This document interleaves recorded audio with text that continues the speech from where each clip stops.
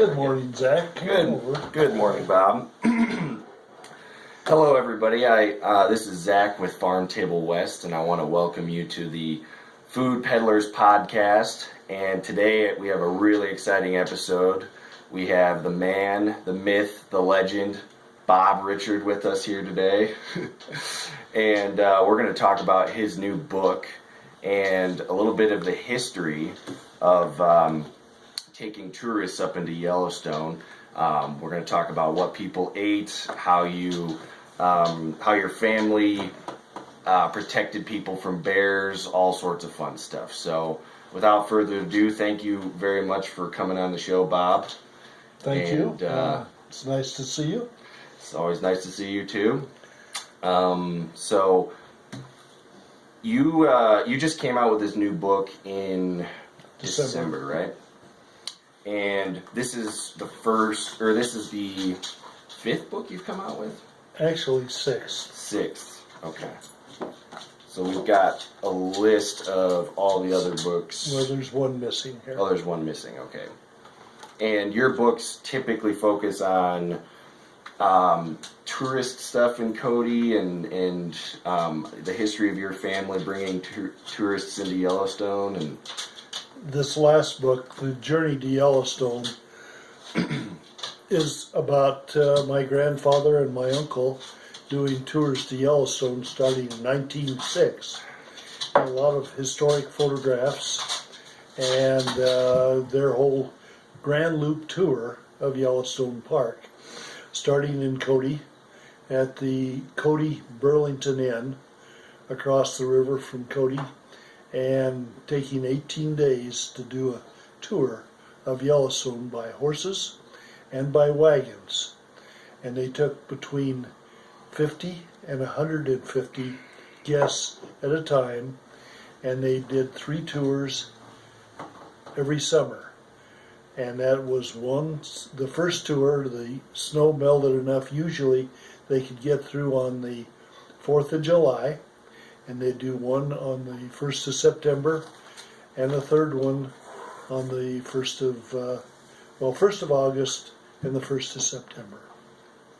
Very cool, very cool. And then your other books are, again, the other books are kind of like a picture tour of certain routes. I remember reading your Beartooth book. That's like about the drive through the Beartooth, basically. Yes, it's a tour guide for the tourist that wants to know what the names of the mountains, the streams, that type thing. One is on the Beartooth Loop. There's one on the town of Cody, the man, the legend. And then most popular book is Cody to Yellowstone, going up the North Fork with my photography, showing all the rock formation traveling to Yellowstone Park. Another one was published last year when I was a horse ranger in Yellowstone in the 1950s, a lot of history. And my first book was Yellowstone Country, about 120 photographs of my dad's, Jack Richard, and of course his negatives are all archived at the Buffalo Bill Center of the West.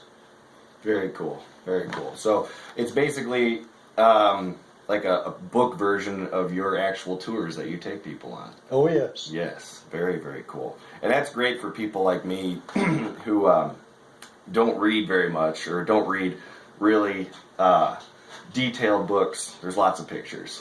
Well, you've been on my tour, so you know. I do. And you'd make a good tour guide in helping them to enjoy the country that's around them. Yeah, I love that stuff. But reading is not my number one favorite thing to do. Which is why we're doing this. This is cool, so people can listen and watch on the interweb. So very cool. So I did actually read this book. Because there's really not much to read. It's lots of pictures in a couple minutes. And I found some really interesting stuff that you said about your family, about modern technology and stuff like that. And I ask you is, in the book you say that you learn to adapt and change through your family, your grandpa is Fred? Fred was my grandfather. Okay. Uncle was Ned. Okay. Ned Frost. Right. And growing up on a ranch and being a youngster, parents and grandparents assume you know everything they do. And so when they send you out to gather the cows, they assume that I've done it enough with them that I know where they are and what to do with them, and they give very little direction. And sometimes I didn't do what I should have done, and then we had a discussion, and next time I was doing a better job. Right. But, I learned not only from them, but the grandmothers, my mother, learned how to cook from them. Learned how to cook from a camp cook that took people on the Frost and Richard tours, and I have many of his recipes. His name is Photograph Jones. He's in the photograph here, back in 1906. So bears have been fed in Yellowstone for years. And we have a companion here in the way of Smelly companion. Mocha, one of the dogs. But anyway, the tour to Yellowstone, and on the cover is the cook wagon, Photograph Jones, and he prepared in that wagon with a cook stove food for breakfast and dinner, and he made lunches so everybody had lunch along the way. And he cooked for 18 days, and he had to take all the food with him. Yeah. And keep it fresh. So many interesting recipes. Definitely. Yeah, I definitely want to get deeper into that topic for sure. But in the beginning, you say you learned and adapted to change through your family, and it opened doors into modern world of technology. And I was just curious, how has modern technology helped you preserve history and also provided a window into the future for modern generations, for me, people like me? Well, I look back, and my grandfather was the best example. After he retired, and I came home on leave from the military, where I was a military pilot, and I rented a helicopter in Graybull, picked him up, and I said, Granddad, let's fly all the area that you have spent a lifetime sharing with guests from all over the world. He climbed in the helicopter, and we spent 2 hours flying over northwestern Wyoming. He pointed out campsites, pointed out interesting things that I hadn't seen from the ground, nor had he. And we got back to the ranch and landed, and he says, Bobby, we have to talk about today. And I said, why is that? He said, I watched the advent of the steam engine, the combustion engine, the airplane, Sputnik, John Glenn with his first trip around the world. And he says, here you are flying. He says, my son, your namesake, Bob Richard, was a pilot during World War II in the Pacific. And he says, now you have big airliners that take people across the ocean. And he said, all these things are change. And what's going to happen next? Well, what happened next, after he passed away, now we find that the house phone is obsolete, and we carry cell phones. We have computers that have all this knowledge we can pull up at our fingers. And what's going to happen next year, I don't know. But I'm thinking it will be as rapid as it has been during my grandfather's time and my time. Probably even more. And already getting into that. And thank goodness you're doing that. Yeah, that's what we're doing right here, yeah. That's interesting, yeah. Yeah, there has been a lot of changes with technology, you know, that far back, but I mean the past 20 years, with computers, it's just kind of like skyrocketed. And it's like every year there's something brand new that's becoming a big thing, like podcasts, like we're talking about right now. I mean, it's a big deal. Everybody's starting to listen to podcasts digitally and stuff like that. So I admire you for taking advantage of modern technology and not being afraid of it. I have youngsters like you making sure that I do. Yes. Well, I try. So, you also talk about the Frost Richard Ranch, which is that where you grew up? No, I grew up actually in 3 different places. Frost Richard Ranch, the Rhodes Ranch, and partially in town. Oh, okay. My dad was a publisher of a newspaper, and my mother became the publisher when he went overseas in World War II. And so I was, at a very young age, spending most of my time either at the Frost Ranch or the Rhodes Ranch or at my grandfather's retirement home on the North Fork, Okay. which is a small ranch. But I always either helped milk and feed the animals, drove the tractors or whatever at a young age, because that saved hiring a hired man. Mm-hmm. And so I became very familiar with the equipment and the families, and was accepted as one of the family on all 3 ranches. That's pretty cool. Well, it was for me. And then my mother wanted me to come to town, which I didn't like, but she wanted to see me too. So I was stretched, went to school at Wapita School, which is a country school with 1 teacher and 8 grades. But I learned, and everything just seemed to come my way. Very cool. Very cool. But yeah, the ranch. It sounds like in the book you're talking about how you guys grew your own alfalfa, grain, livestock. I was wondering how the irrigation worked back then. So this is... It hasn't changed. Hasn't changed? Most of it is flood irrigation. Yeah. From canals or ditches, and you draw from the streams coming in. Without water, you can't grow anything. Right. And so I learned at a young age to put a shovel over my shoulder and go out and move water and change what we call the sets. A set is distributing the amount of water you had in a ditch and spraying it out over the field so that it would be distributed and get moisture to all the grass or the alfalfa. Right. And it had to be watered probably every 2 to 3 weeks, depending on the outside air temperature and the wind.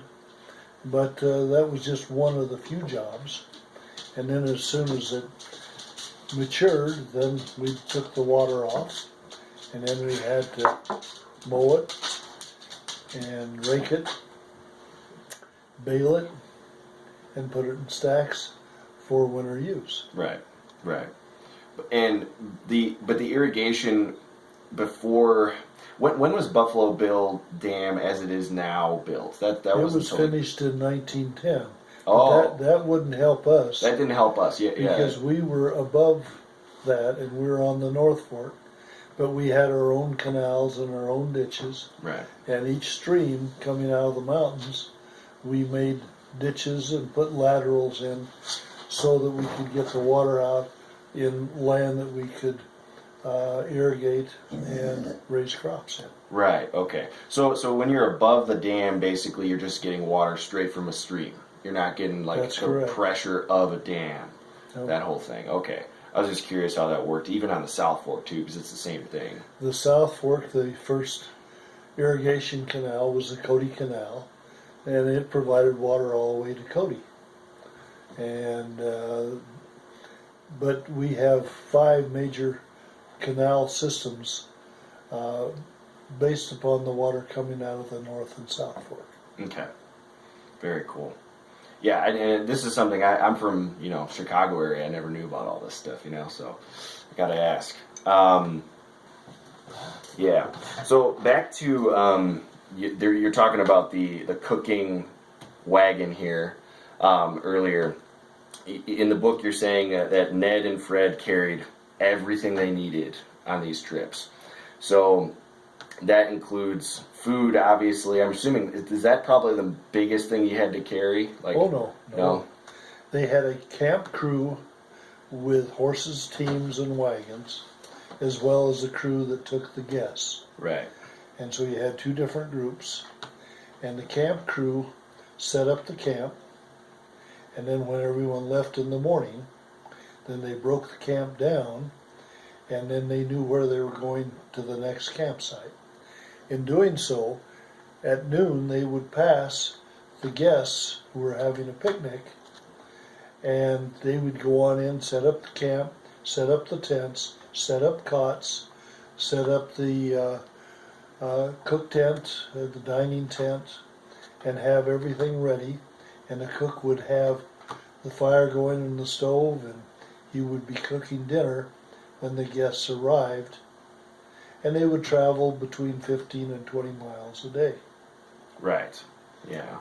But what exactly was the food? That's what I was curious about. Because in the book, you're talking about how when people were on the ranch, because they were on the ranch for the first day. Is that correct? Like, is the staging area? They were picked up at the Cody Burlington Railroad Train station. Yeah. and they could spend the night there, but they were picked up and taken to the ranch. That was their first day, and that was a good 22 miles. Okay. And their tents were set up, their cots were set up, and then the next morning they started on their trip. Okay. So they did spend a day at that ranch, and in the book you said that when they're on the ranch, pretty much all the food was grown there, because back then there wasn't any other way to get food. There was no They Cisco grew and their. stuff. They had pigs. They cured the hams. That was one of the staples. Bacon. There was canned meat that was put up in jars. Yeah. And had to be carefully packed. Really, it was good. Really? What do you put in this canned meat to season it? Like salt and stuff? Or? Just salt and pepper. Mm. But it was just as good as any canned meat that you would get today. Okay. In fact, I preferred it. Really? Wow. And when we killed deer or elk in the fall, we would can most of that, and it would be very tender. And we canned trout, tasted just like salmon. So we had a variety of foods, and we did have some canned foods that were commercially done, canned milk, and some other items, but I wasn't there, so I can't really tell you. But the big thing was they took as much in the way of root vegetables as possible, kept them cool, and they survived through the whole trip. But think about the amount of vegetables to feed that many people. So it took a lot of planning. When they had 150 guests at a time, their biggest problem was having enough wagons, drivers, and horses to take all the supplies as well as the guests. And most generally they had between 60 and 100 guests on a tour. But they did get up to 150. In 1913, Frost and Richard took more guests through the East Gate than all the visitors from the other 4 gates put together. Now that's amazing. That is amazing. They had a big business, but they catered to the guests, they catered to the individuals to ensure they had the best possible time. And they also had an extra, probably 10 days, if people wanted and booked it ahead of time, a trip down to the Tetons and back. Right, yeah, I saw that. And that made it a 28-day trip. And I was always amazed at how they could put that all together and make it happen. And if you read my grandmother's diary, talk about snow in July, and talk about her experiences. But that's where she met my granddad. And she's the one from Chicago? Yes. Is that right? Yeah. She was a school teacher and a single woman in 1908 that came out on one of their tours. And I didn't notice like the meeting story in here. I read the back part where it does talk about your grandmother, but I didn't hear the meeting story of how she met your grandpa. And I imagine well, he was in charge of the trip. Okay. And he took that trip, and he also had a broken shoulder, and he had his shoulder in a cast, and so my grandmother decided to take it upon herself to help him and make sure he didn't overdo.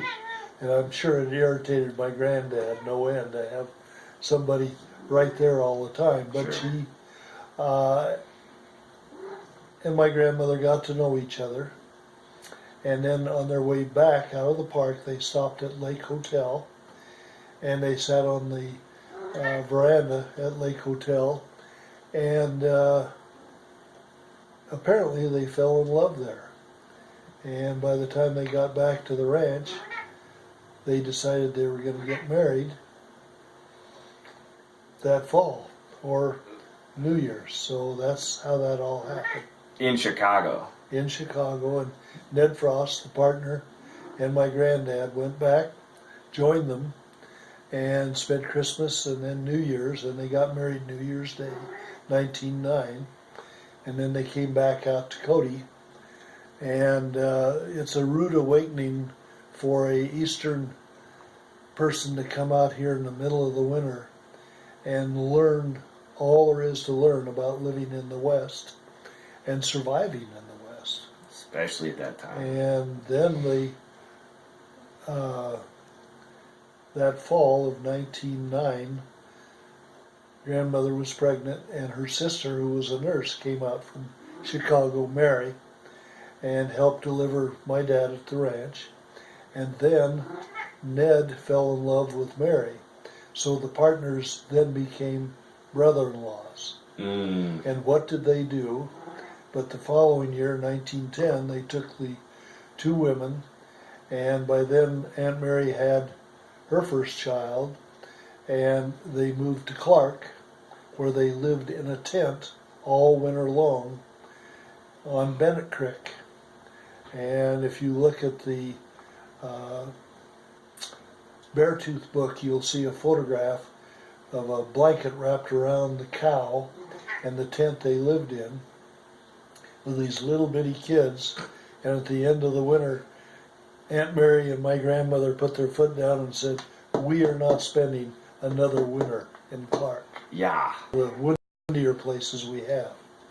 But anyway, does that answer your question? Yeah, and more. Yeah, that makes, but a winter in Clark in a tent would probably make Chicago look like a paradise. Because I don't know, Chicago looks pretty cold. Chicago's awful, yeah, but I mean, Clark is windier than Chicago, for sure. That's crazy. And you had to put a blanket on the cow to keep the cow alive. That's funny. So, when your granddad started these trips, the park as a national park was brand new, right? It was Well, it had been formed in 1872. Oh. So it had been run by the soldiers, and was run by the soldiers up through 1918. So as they did their trips, they got their permits from the National Park Service, but Park Service had not been formed yet. It was Yellowstone National Park, but it was under the auspice of the cavalry, and the soldiers maintained control of licensing people coming into Yellowstone. Okay, but like Theodore Roosevelt made it a national park. No. Ulysses S. Grant signed the law in 1872, making this our first national park. Really? Okay, I thought Teddy Roosevelt did that. No, he just Okay. came and visited in 1903. He just really liked it. Yes. Okay. Okay, so I'm wrong on that then. I thought this was brand new. So tours, when did tours in general start with the park? I think they started before it was a national park. Okay. Washburn came in here in 1870 with a group of people touring Yellowstone. And that's where they got the idea. It was a Washburn-Langford party, and you should read about this. I know it's tough, but they came to the decision with their party. Part of them wanted to commercialize it, and part of them said, let's save this for future generations. And so they went back to their legislators in Montana, who went back east to D.C., and they set up money and hired a man by the name of Ferdinand Hayden, and hired him to do a study of Yellowstone. He came by railroad to Salt Lake, hired horses and packers and people, a photographer. And this is as in Hayden Valley, is that right? Yes. And he hired an artist. So he had Jackson the photographer and I'm trying to think of the artist's name. And they went all the way through Yellowstone, traveled all over it, and photographed and painted and sketched. And then he sent all those from the junction of the Madison and inside the park down to Salt Lake, and then they were all sent back to Washington, D.C., where Congress looked at it and looked at the pictures, looked at the paintings, and Moran was the artist. And then they enacted the legislation. That was done in 1871 in the summer, and then that winter they enacted the legislation to make it our national park. Wow, okay. And at that time it was a square, all in Wyoming. And then in 1928 they changed the boundaries to give Montana about 3% on the north, and they gave 1% to Idaho, in Idaho, and then they changed the boundary on the east side of Yellowstone to follow the drainages. And that made some other changes, but when you first look at an original map, Yellowstone was basically a rectangle. Yeah. And then later on it changed. And is that just politics? Was that what? I'm sure it was, yes. Just so like Montana can say they're part of Yellowstone. Yes. Yeah. Yeah. Is what it is. There's nothing wrong with that. Yeah. No. So the first tours that were happening in the park, where were the guests coming from? Obviously, some were coming from Chicago and the Midwest. And your granddad went around and promoted this at tourist conventions or some kind of conventions all around the country. They did that. Yeah. Bill Cody promoted Cody in Yellowstone, and he was a big promoter of getting people to come to Cody, stay at the Irma, and visit Yellowstone. And so all this had a part in it. Right. And every winter, Fred, Richard, and Ned Frost would go back east and go to hotels and other places, and their former guests would help set up gatherings where they would talk about what it was like to do a trip in Yellowstone. And it was a high-end people out here that had money. Then the Burlington Railroad took it upon themselves to continue to promote and had features on travel and what have you. And they recruited lots and lots of people. And people, like, what parts of the country are we talking about besides Chicago? Is there West Coast people, San Francisco, Seattle? Mostly we're East Coast, Midwest. I've looked at the guest lists of my grandfathers, and they came from Iowa, going east, and I met some of those guests that came out in the early days, and they were in their 80s, really old. But that's all they could talk about is the wonderful times they had by wagon and horseback through Yellowstone Park. Yeah, man, it had to be amazing. And the cool thing about back then is probably you're not running into a lot of other people at that time. I'm guessing. I'm assuming there wasn't millions of people coming to the park at that time. No, there were very few. And of course, they had the bear stories and how the wranglers would run the bears off, and the cook would bang pans together and scare the bears. But there was not an overabundance of bears like we have today. And that was one of my questions. Is in the book there's a story about Margaret, your grandma. There was a bear that came to camp one night, and everybody had to go in their tents, and then the guides had to go scare him away. But you couldn't kill the bear, or you couldn't shoot the bear or something. So there's all sorts of politics there, I'm sure. But like, how do you deal with that with 150 people? I can't even imagine that. Well, it's a big responsibility. Yeah. But you learn how to deal with any animal and to keep the guests from being hurt. That's your job. Yeah. It was my job as a tour guide for up to 40 years in Yellowstone, trying to ensure the best of the park for them to enjoy and yet keep them from being injured or hurt. Yeah, because I mean, even hiking nowadays, it's like you still have that in the back of your mind. You always have to be worried about bears and thinking about that. So it's hard to have a vacation in a place like this if you have that to worry about. So I don't even know how you do that with 150 people, man. Like, we have a hard enough time doing it with like 3 or 4. Well, the more the people, the less problems you have. Oh, because it's... The bears don't like people. Oh, right. No. I didn't think about But that. there are moose, and there's elk, and there's bison. And people have what's called a Disney syndrome today. And they think, oh, I can go out and pet that tame animal. And that's very frightening, because then they get injured and they don't understand why. Yeah, that would be a bad deal. So you never had there was never an incident where somebody got attacked? Oh yes, there's Oh, there is. an article about Ned Frost and the cook being badly chewed up at Lake. And I'm not sure that it's in this book, but it's in one of my books.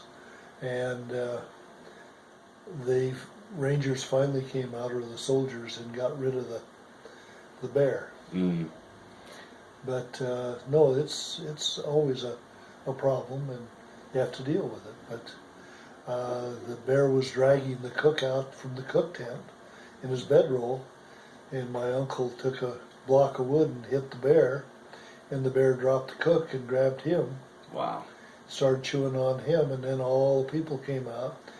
The bear dropped him, and they had a Dr. Ely from Des Moines, Iowa, retired, but he had his black bag, and he opened up his bag and cleaned out the wounds and put 18 stitches into Ned Frost and almost that many into the cook, and they continued on their trip. Wow. And he was a guest. The doctor Yes, yeah. had. That's lucky, man. Yeah. Wow. That's really interesting, yeah. That's the thing that I would not know how to deal with at all if I was in charge of running the trip. I would never be able to sleep well. But it comes from experience. I suppose. As you hike and you're learning to hike in this country, you become more aware. Your first trips, you made many mistakes. Each trip since then, you make less mistakes. Amen to that, man. And that's just part of learning, and that's what they did. They learned as they did the tours. Yeah, I'm sure they learned a lot. So for the guests that they're coming from all over the country, did a lot of them settle here? Did a certain percentage settle here? Kind of like today. Like, I'm kind of an example of this. Like, we were tourists 15 years ago, and now my family lives here, and it seems like that's pretty common for nowadays. Was that how it worked back then? I think we got a few. When I did tours for 40 years, I would see 1 or 2 guests come back every year. And when they retired, they settled here in Cody. They liked it. Yeah. And the winters we tell everybody the winters are terrible here, but if they look at it and study it, they're much better here than Chicago or the Midwest. Oh, way better. And it's drier, but I never tell people that I didn't shovel my walks all winter, and that it usually melded with our Chinook winds. I always talk about the 6 feet of snow and how difficult it was. And of course, up in the mountains we have that, but not down here. No, I mean, it's a joke, yeah. There's no snow here. Well, I don't think there's a lot. Yeah. I always get a kick out of people complaining about the winter here, because like I used to live a 10-minute walk from the lakefront in Chicago, and it's like -10 for 2 months straight, you know, and it's awful. It's just, you can get a heart attack from shoveling snow. People die. Well, I keep telling You my son that I shouldn't be shoveling snow, but I don't shovel snow, but it melts, and we're very, very lucky to live here. Amen. It's amazing. It's a wonderful place to live. So, to finish up, I have a sort of detailed question here.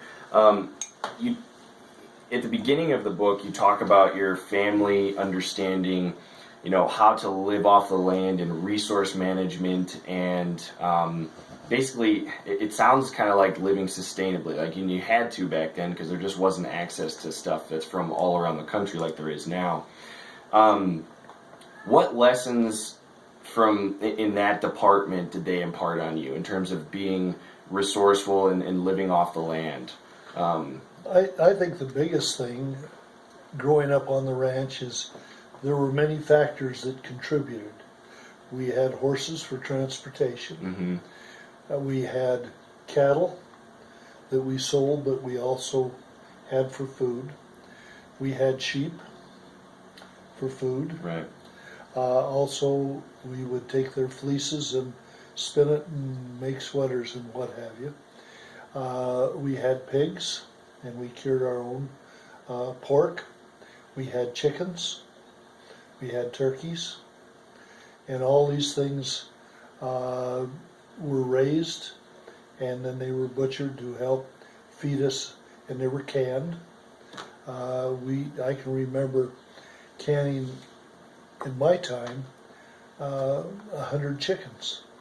Now that's killing them, preparing them, cleaning them, and cooking them, and then canning them and sealing them so they would keep for up to 5 years. And then we had the vegetable garden, and we had to have that near a stream, and we had to enrich the soil, and we had to think about what vegetables that we could raise that we could keep all winter. Root vegetables, carrots, beets, and other root vegetables. We raised lots of, and then we pulled them out in the late fall and buried them in sand in a root cellar. And then we had fresh root vegetables all winter long. We raised lots of lettuce, onions. They worked on everything, and but everything we raised, we also looked at recovering seeds. Wow. So we had seeds for the next year. There wasn't a mail order place to get seeds, and so that was a part of it. But we also hunted. We had a business guiding people on hunting trips. They didn't want the meat, brought it home, hung it up, aged it, butchered it, canned it, and that also provided food. So, but through experience, you learned what you wanted, what tasted the best, and advantage of every scrap of food. And that, with the milk cows as an example, what we didn't drink or have for cream, we fed back to the hogs, right, or to a calf that we were fattening. So you had to manage all the different facets, as well as growing hay to feed the cattle and the sheep in the wintertime. That's so interesting, because, like, I don't really know of any place nowadays where that system really exists. I mean, I'm sure there are some around the country, but even, like, you know, farming around here, selling the products that we sell on our website, it's not like the farms aren't like that. You know, there's all sorts of outside inputs that come in. You know, Scott doesn't even save seeds. You know, like a lot of farms don't even save seeds anymore. And that's Well, I keep talking to my son Scott about what seeds are you carrying over and saving in case things go south and you don't have seeds. Yeah. How are you going to raise a crop next Yeah. year? And you look at perennials, you look at all kinds of things, and it takes a great deal of planning. It really does. And you know, our future could be like Venezuela, where things really inflate, and we're going to have to depend on more home gardens, more local produce and food. And even though it will be expensive, then you start trading and see what you have, what I have, Mm-hmm. so that we can survive. Yeah. And a place like this, it's not a isolated part of the country. But very cool. Well, my last question is, what piece of advice would you like to leave future generations, you know, youngins like me, to kind of carry that torch of forcefully and, you know, not taking too much from the environment? Because I know you're very passionate about that with fishing and all sorts of stuff, more than just food. So what piece of advice would you like to leave? I think the biggest piece of advice, and that goes for everything, is do it in moderation Mm-hmm. and establish goals for survival, but don't depend on just those goals. Stockpile seeds, stockpile things that if you have to go to it, you can, but learn how to grow things, learn how to enrich the soil. It doesn't hurt for you to learn how to raise a calf, get a milk cow calf, get it bred, and raise another calf and milk a cow. It ties you down, but when you have a sister that might help, being able to have your own milk, cream, but things, and butter, because if things were to shut off and you couldn't buy those things, then you'd say, oh, I wish I'd done that. And when you have a few acres, you establish what you can do, what is in the realm, but don't do what many people come here and do, and that is they have the image of the TV ranch, and they buy 2 or 3 horses that eat everything down to where there's nothing but dead earth, and it's destroyed the land for years to come, and there's nothing there. And yet they don't understand why that happened. You have to manage all facets of not only the land, but your way of life to survive here. Absolutely. And that goes for fishing and hunting too, and logging. And one of the things I've been really impressed with here, just living here for a couple years, is that the what do you call it? Game and Fish Department is really good at managing that, you know, and only allowing people to take so much and whatnot. I've been very impressed with that, because that's a tough task, man. Telling people no, like no, you can't fish too much or hunt too much. We have managers of the fisheries, managers of the game, and they're constantly studying it, constantly trying and striving to find a balance between the landowners and the game that's on it, Right. and making sure that there's that balance. So it's there for generations to come. That's right. Yeah, yeah. It's very The good hunting's deal. better today than it's ever been. There's more wildlife today. That's cool. The fishing is as good as it was when I was a kid. So they're doing something right. Absolutely. Yeah. That's amazing. I didn't know that, because I, from my perspective, it sounds like it's going down. You know, No.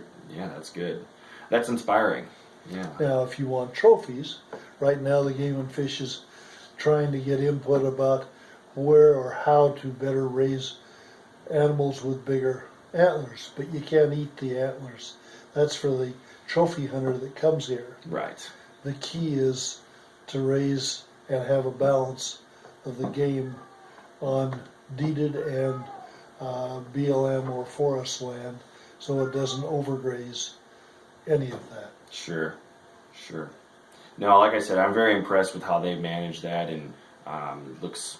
Now that you're saying that we've got plenty of fish and game to hunt, it sounds pretty good for the next, million years, whatever.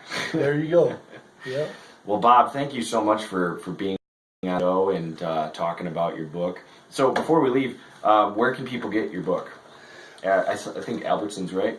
Albertsons carries this. The Legends bookstore carries it. Buffalo Bill Center of the West carries my books. Several of the other local service stations, what have you, carry it. And it's distributed. And if you can't find it, call me and I'll help you find it. Cool. Do you want to say your phone number so people can call, or no? You can find me in the phone book. Okay, all right, cool. It's in Yellowstone National Park, though, too, right? What's that? This book is in the park, though, right? I have not put it in the park yet. I'll be doing that this spring. Okay. But your other books are. Is that correct? No, okay. no. I've just really just done making it stuff locally. up. Okay. Locally, as far east as Sheridan, and in the southern part of the state. I have a book distributor called Shoshone Distributing. And this is a very good book. I have read it. So if you're interested in some light reading, you can get through it in like a good half an hour. It's mostly pictures. I will tell you that all my books are mostly photographs because I too don't like to read in depth, but I love photographs that help me learn more about where I live and the way I live. Amen to that. Well, thank you so much, sir. I really Thank appreciate you. it. And Good. hopefully we'll do this again sometime. I look forward to it. Good deal. All Thank right.